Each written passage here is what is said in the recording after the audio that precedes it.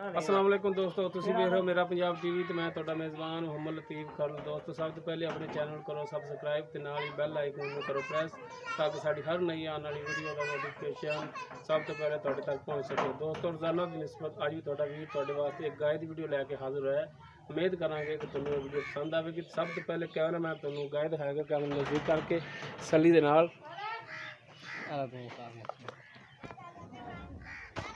ਇਹ ਮਾਸ਼ਾਅੱਲਾ जी इनका मुकम्मल कद है, सफेद इनका बूथा है सारा ही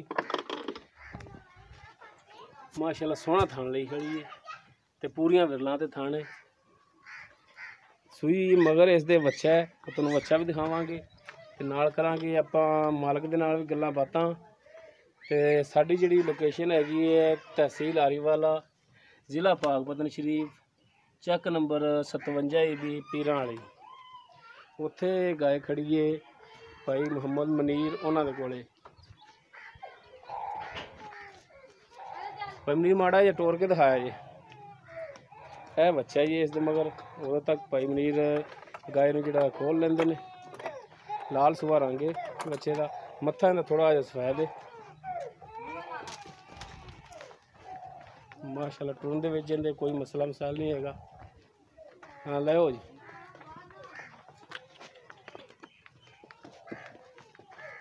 ਹੁਣ ਆਪਾਂ ਕਰਨੇ जी भाई मनीर के नाल गलबात पुछने जी। सूई ये किनवा सूआ है, किन्ने दिन हो गया सूई नूं, दुध की की कंडीशन है ते अपने नाल रेट दा की करदे ने। आओ जी भाई मनीर। अस्सलाम वालेकुम। वालेकुम और जी मनीर साहब ठीक ठाक जी, बीता सेहता सुनाओ। शुक्र अल्लाह दा जी, सब खैरा मेरा मेरा। अच्छा भाई मनीर ये दसो कि गाय केड़ी नस्ल दी है? ये वलैती क्रॉस।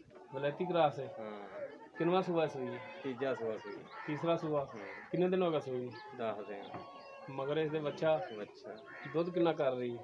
दुध 12 किलो, तेनों 10 किलो देना कि भी उत्थे जाके वध जावे घटे ना। हाँ नहीं ये तेरी मेहरबानी है।